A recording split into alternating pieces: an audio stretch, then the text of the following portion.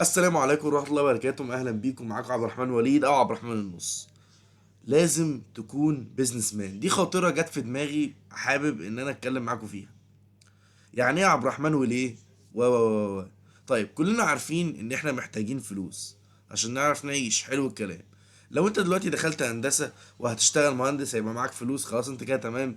اركن انت دلوقتي. انت دخلت طب، اشتغلت دكتور، خلاص بقى معاك فلوس، اركن انت. دخلت تجارة، ما دخلتش حاجة خاص، اشتغلت وظيفة، معاك فلوس، اركن انت.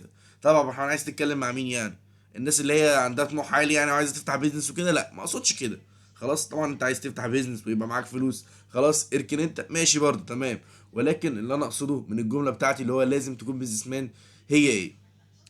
دلوقتي مثلا انت عايز تبقى فنان، عايز تبقى لعيب كوره مثلا. طب تقول لي يا عبد الرحمن لعيب الكوره بيجي يطلع فلوس؟ ما تبقاش سطحي، اتقل معايا شويه. عايز تبقى لعيب كوره، عايز تبقى فنان، عايز تبقى مخترع، عايز تبقى عالم، عايز ايا كان الحاجات اللي هي بالاخر كده ما بتجيبش فلوس. خلاص كده عايز تبقى الحاجات دي. فبالتالي لازم تبقى بيزنس مان بحيث تعرف تصرف على. هنا بقى فين الشطاره؟ ان انت تخلي الاتنين نفس الحاجه.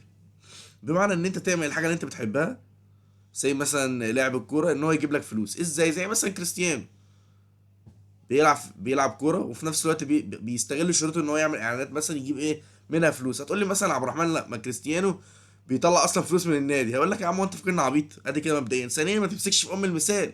تقريبا دي رابع مره في تاني فيديو تمسك في ام المثال. فاهم حاجه يا عم؟ الفنان يا عم ما بيطلعش فلوس من الرسم بتاعه. هتقولي بقى ما بيبيع اللوح. ما هو ده اللي انا بقوله. تستغل الهوايه بتاعتك او الحاجه اللي انت نفسك تعملها في حياتك، ان انت تطلع منها فلوس. هي دي الشطاره.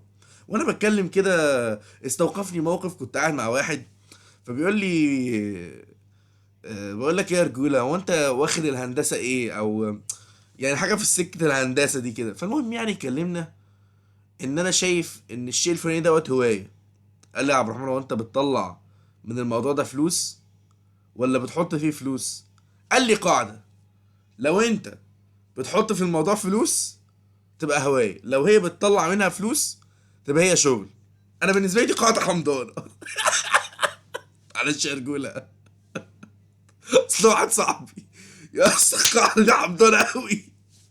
لا، ما هو الشطارة يا رجولة ان انت الاتنين يبقوا في بعض، تعمل الهواية بتاعتك وتطلع منها فلوس. هو كون ان انا طلعت منها فلوس كده خلاص ما بقتش هوايتي ولا العبط ده؟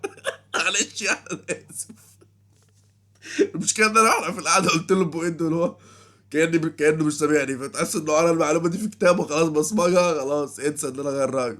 ما علينا يعني. المهم يا رجوله، خليك بيزنس مان. ممكن النصيحه دي تكون بالنسبه للناس ايه يا عم البديهيات دي، ولكن اقسم برب العزه في ناس مثلا في ال 18 سنه كده وانت طالع ايه حاجه بسيطه، لا محتاج الجمله دي، محتاج ان هي ايه، زي تاخد كده لطشه اسمها رياليتي سلاب، ان هو يخرج بره هذا الواقع الناعم اللي هو عايش فيه، ويخرج للواقع. اه لا، ده انا هبدا محتاج فلوس، يبقى كده ايه؟ ابدا افكر ازاي هطلع من الحاجه اللي انا نفسي اعملها ديت فلوس. فاهم حاجه؟ هي دي الشطاره. ومش شرط ان انت مثلا ايه، زي مثلا انت عايز تبقى فنان، مش شرط ان انت ترسم رسومات وتبيع الرسومات بتاعتك. ممكن مثلا تعمل كونتنت، خلاص، او تصور نفسك وانت بترسم الحاجات ديت، فبالتالي عن طريق الكونتنت دوت تعمل فلوس. انا بس بحاول ان انا افتح لك مداركك شويه، تبدا تفكر بطريقه اذكى شويه، تفهم ان الفلوس دي حاجه اساسيه وتحطها من ضمن اولوياتك. أه بس. يلا يا رجاله، حد عايز حاجه؟ سلام.